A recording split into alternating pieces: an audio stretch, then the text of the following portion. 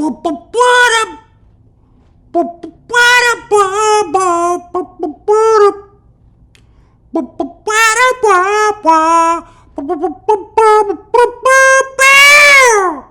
there.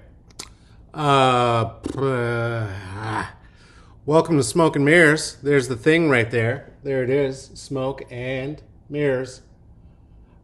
Mirrors. You know what? I was listening to this the other day back for a couple of seconds and realized I say mirrors. And I'm going to start trying to say mirrors. So that's the thing I'm going to do. Hey, welcome to Smoke and Mirrors. Didn't work. This is a show, evidently, and I host it, and my name is Carlos, and so there you go. This is a thing you can find on social media, broadcasts, when it comes out at 4:20-ish Monday through Fridays, unless my kid is here or I have a client who is paying me more to pay attention to them, in which case, go fuck yourself. So mirror, who knows what it is. It's a mirror, smoke and mirrors. That theme song, first of all, don't sue me, Quincy Jones, was brought to you today because we had somebody here with us yesterday at our powwow who said, hey, this is like a real show. You need a theme song. And I don't have one. So if you'd like to submit one, please do. If not, until such a time as I get that worked out, I think... Yeah. I think what we'll do is we'll just use a different TV theme song I'm going to write this down so we do it. Different TV theme song every time we do this until I do have a theme song that's appropriate. So there it is. Hope you have a hot bevy, warm bevy. Not hot. Warm bevy. Keep the mucus out of your throat. The mucus. That is a indicator of the COVID, and we don't want the COVID. It is now 20 after the hour, which means it is 4:20 between the Pacific West Coast and in the water before you get to the islands. So it's right there in the name of the show.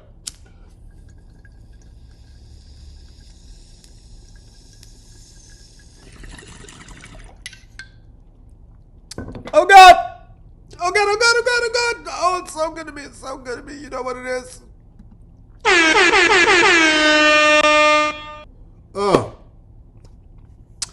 Oh God, that's that. All right. Oh boy. Hey, welcome. What is happening there? No idea. Press the wrong button, which is what happens when you have a shit technical crew. As do I. The intern who just did that, fucking fired. They're not going to be here next time. So, 20 minutes of comedy, culture, and bullshit. Might be a little more today. I have some things on my mind. Oh my gosh, his friend's here with us today. Thank you so much. Here's a thing you could do.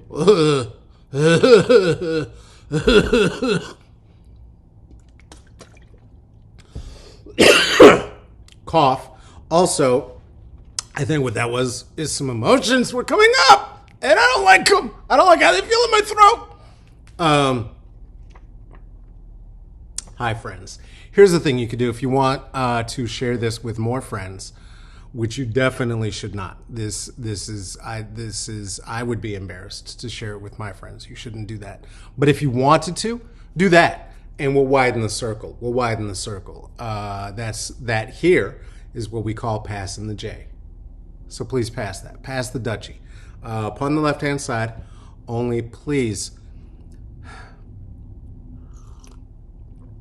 So one of the things that is true is that it would have been the release of Marvel's not Black Panther. Wouldn't that be dope if we could do that all over again? Remember that? Oh my God, you guys remember? We were so black, it was so pretty. Black Widow. Black Widow movie. And I was excited to see it mostly because I'm a Marvel completionist. I am that kind of a fangirl.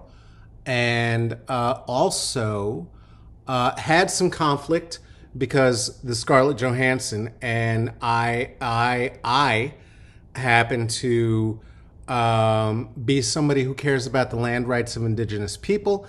And so I stand with Palestine in all politics. And she is a fucking gusano pig of the settler gross fucking motherfuckers, Israel.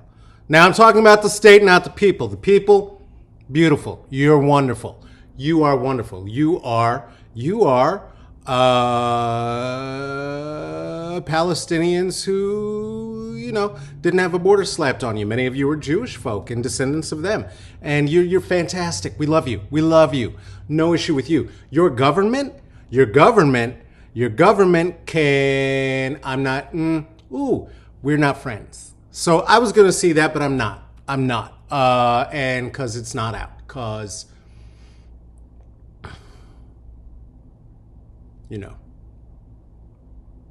we're all playing Fisher-Price, My First Pandemic instead. So what I did get to see, though, was I got to see Hollywood on Netflix. Now, this was a joint from Ryan Murphy. Holy cow, did I like it a lot more than I thought that I might. Ryan Murphy is a content maker who makes things that are a hot mess about people who are a hot mess, and mostly sort of dramatized true story kind of shit. This was a fictionalized true story of a lot of the reality of the celluloid closet of Hollywood and how disgusting fame and famous people and the whole mess of it is. Wow, was it good. Holy shit, was it wonderful to have serialized, fictionalized anything, and the acting was incredible. I don't remember any of the actors' names. That one guy that you all like from that one show, he was in it, the one about the science nerds. I think he's like Cowabunga or some shit like that. I don't know. It's on airplanes a lot. I've never seen it. I don't know about it.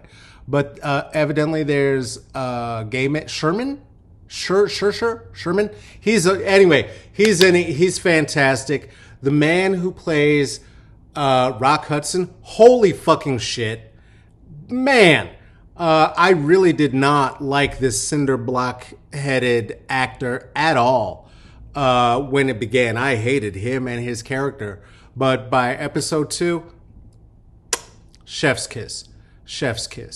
So self-care. And the culture piece of things I'm doing right now, definitely check out Hollywood. Lots of reference to and investigation of the racism of the foundation of Hollywood as well. And y'all know that I don't like white shit or white joy. It's not my shit. I have a dream board of very uncomfortable white people over my bed, and this gives so much room and fuel to that. It was good.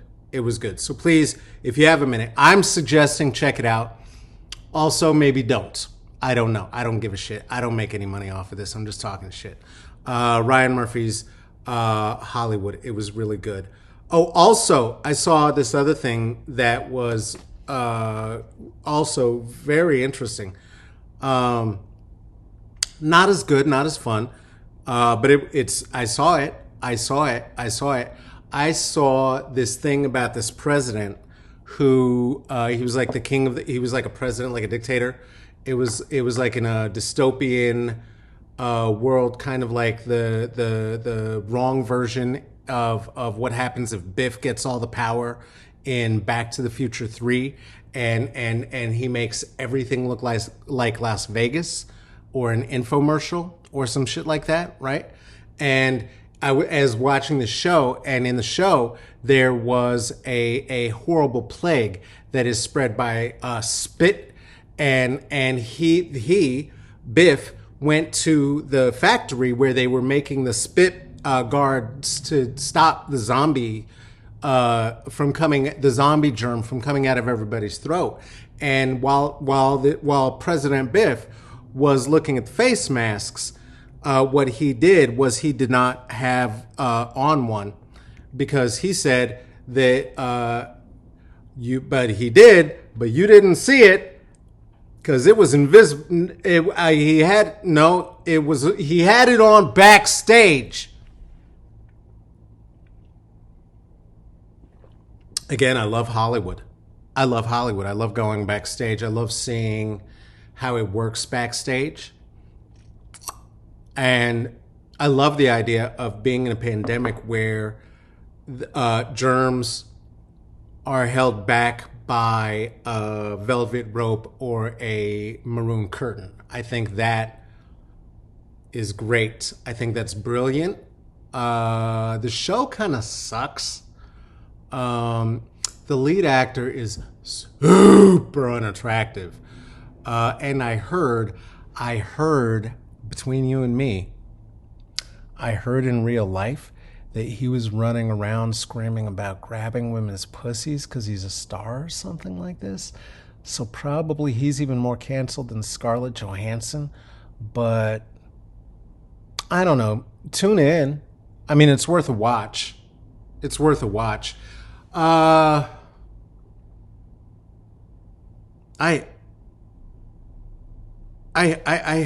hate this show. I hate this channel. I really do. Hey, related, remember that time that the vice president, that Mike Pence, went to the Mayo Clinic where they were treating people with COVID and severe symptoms?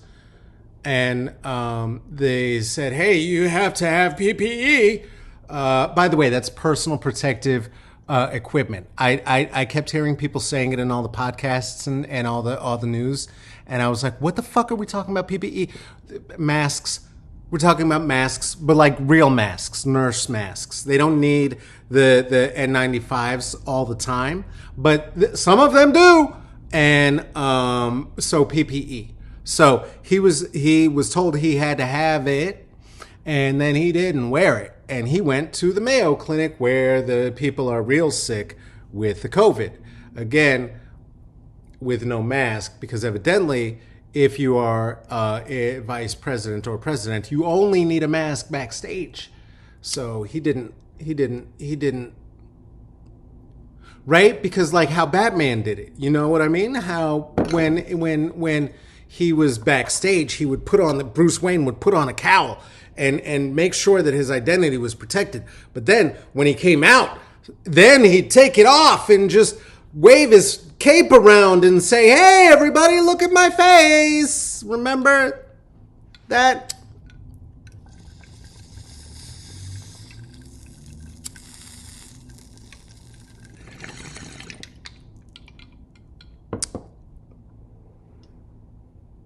You may not remember that, but using the logic of the character of that other show, what I would say to you is, I don't know why you don't remember it, because that's what happened.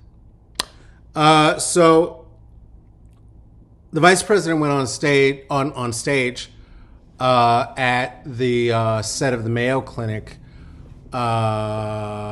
which is my favorite Shonda Rhimes show. I'm going to say that about that as well. I think that Dr. Bailey is probably the best character on it. And, you know, the atypical sexuality and sexualization of her body, I find liberating. So anyway, guess what happened, though?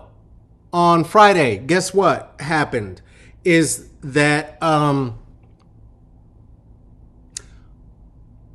the press secretary of Mike Pence, Katie Miller, guess her race,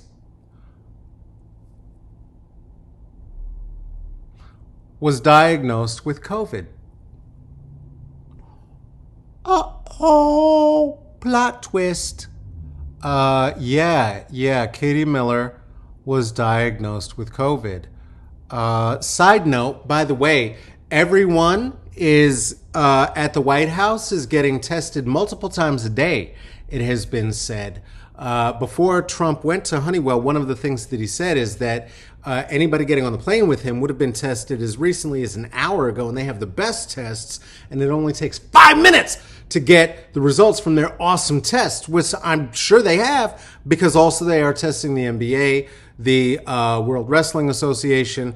There are tests available for all sorts of the wealthy and the famous. And also recently a dog tested for it. So there are dog tests. Just if you need a test, fuck you, you're gonna die. But good to know. Now let me not be a complete asshole. Because I do know what flavor asshole I am, and that's a petty bitch. So I'm not saying the president doesn't need his test first. He does, okay? But what I am also saying is this. While he may need his test first, it doesn't mean, though, that everybody else doesn't need a test. If he's going to open the whole country and tell everybody that they are mandated to go back to work because they have to, because the country's open now. Like, for instance, if the head of meat and agriculture, whose last name happened to be Perdue, who maybe was a Trump appointee, had sent a threatening letter to all of the meat factories or something. I don't know. Something like that. Man, I'm getting good at this fan fiction writing. I'm going to write a show of my own. I'm fine. I'm fine. I'm fine. I'm fine.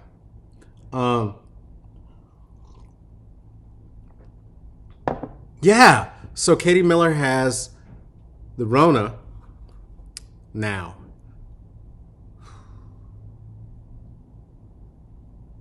Hey, but then there's Dr. Kism. Oh, see, I'm going to say her name wrong. I practiced a bunch before I started doing this because you don't want to look like an asshole. And of course I do. I'm going to say it though.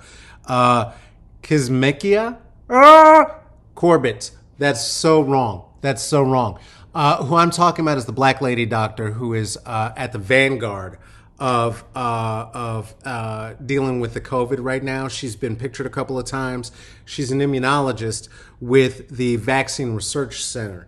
And she said a thing that I've heard a couple of places now, and I did a little thinking on it, and I think there might be a thing to it, that the mishandling of COVID that is happening from this administration is equivalent to and equal to genocide. Maybe. Hear me out.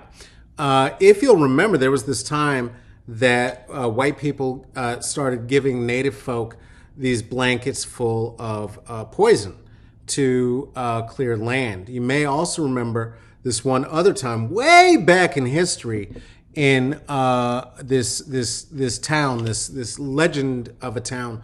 I think it was a very Hobbiton in nature. I think it was called Flint, Michigan, where they let the water be poisonous, and it was killing all of the kids and the moms and the dads and such and shit like that. And then they did something about it. So I'm looking down a lot right now. I'm so sorry.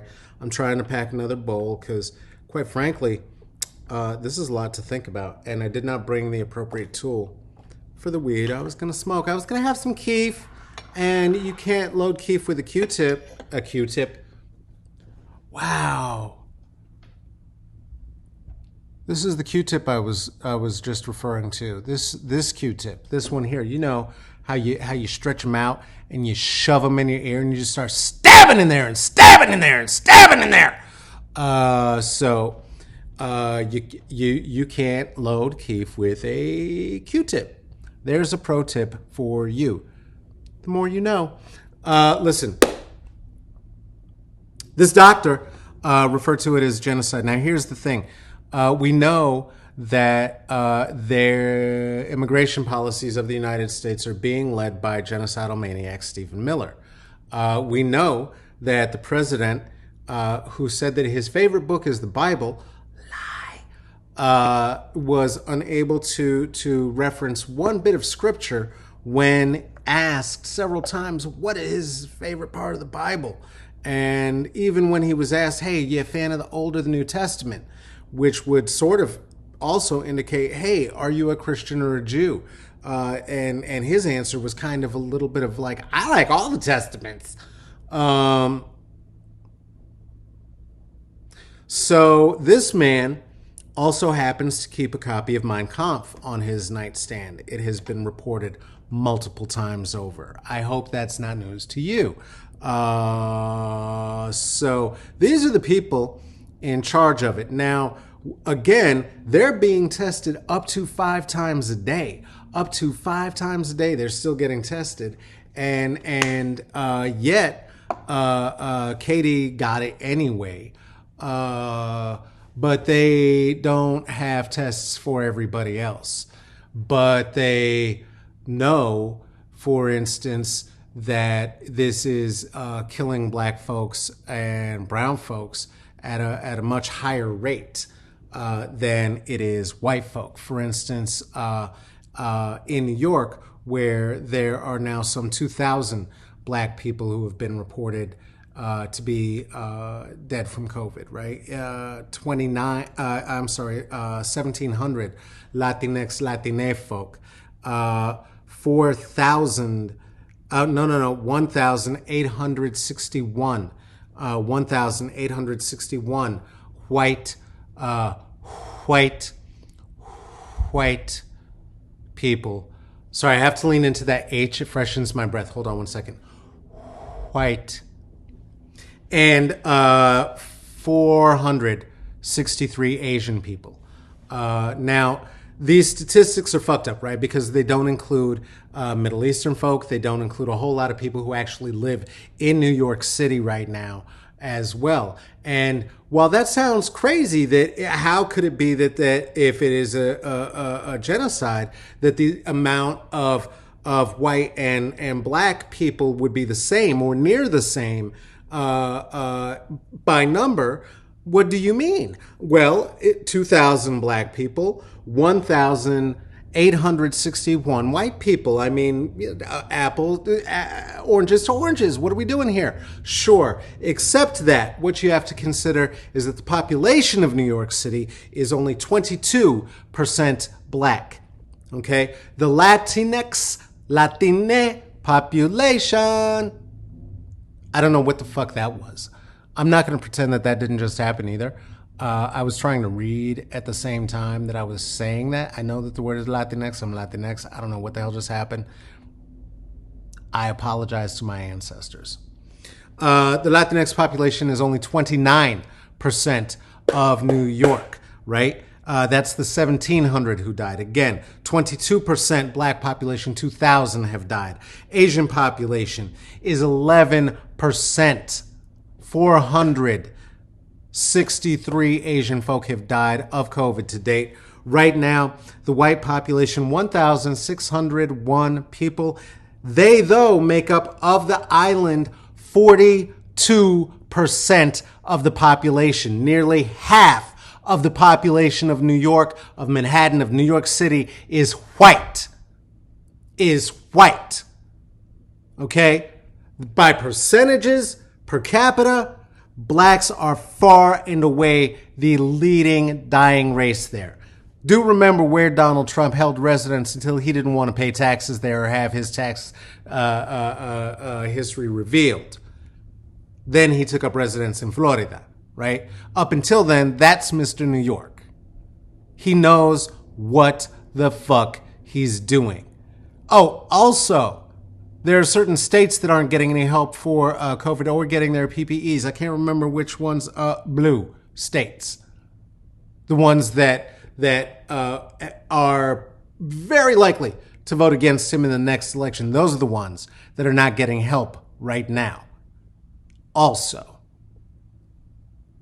just to be really clear about what we're talking about when we talk about genocide, because what then ends up happening again is if Trump gets term 2, he's going to appoint not 1, not 2, but if Ruth Bader Ginsburg, who God bless, needs to fucking retire and is thin as tissue paper from the dollar store,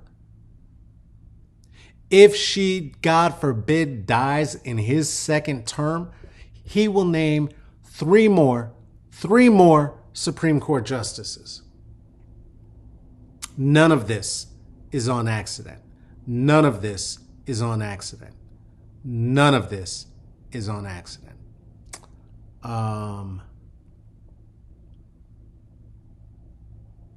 This has been fun. Shit. Listen, hey,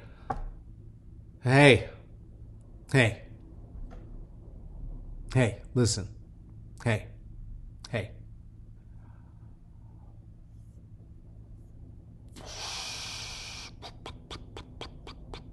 The sun's out, so are the white people without their masks. So that's good.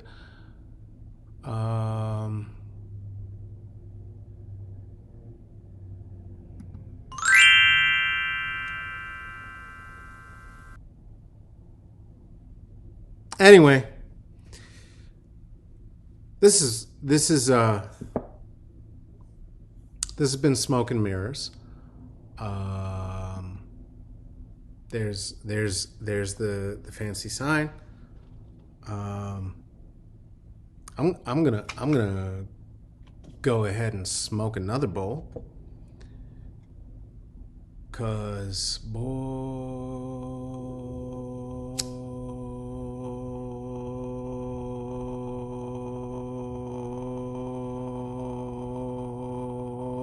howdy, are we up Schitt's Creek.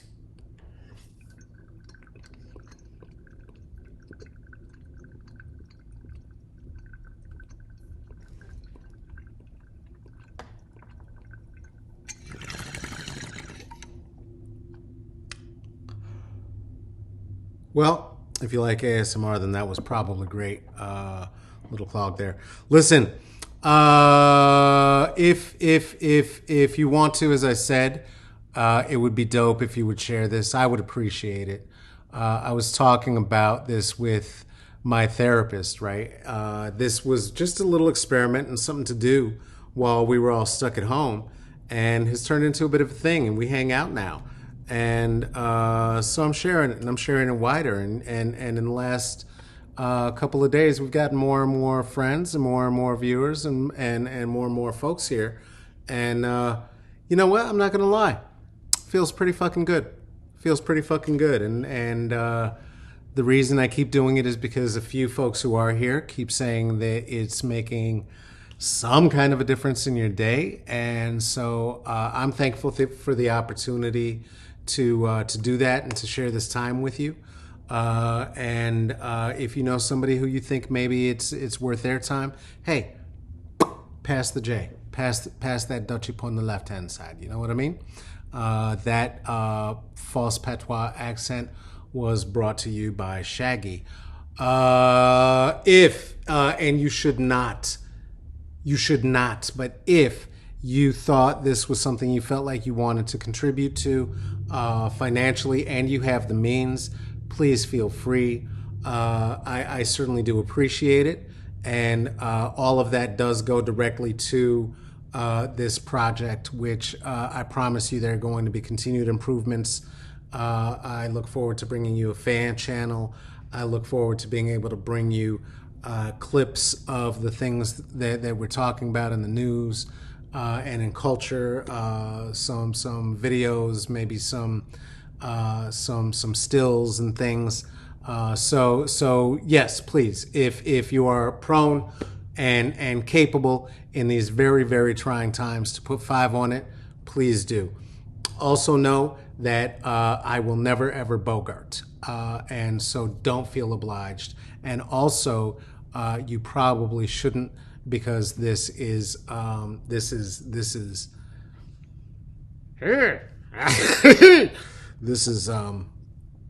this is not the kind of thing you can share. I don't know what I'm even talking about, and thank you for just letting me know I'm not insane.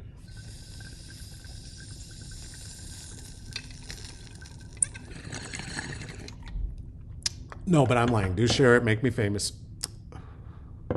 And added bonus, you get to say you were one of the first. Oh,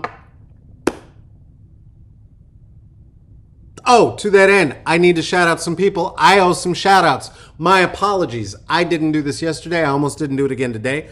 I am going to move this up here, and I'm even going to show you how I do it and do it properly, because these people deserve it, and I want to thank each and every one of them. First, I would like to thank Jessica for passing the J. Thank you so much. I would like to thank Chantrell for passing the J. Thank you so very much. I would like to thank Yesinia. I would like to thank Precious. I would like to thank Stadla. And I would once again like to thank Chantrell for putting 5 on it. Those contributions do make a difference. It does help make this possible. I thank you. I appreciate it. Take care of yourselves, and go wash your fucking filthy gross hands, and let's take one more hit and get out of here on today's theme song.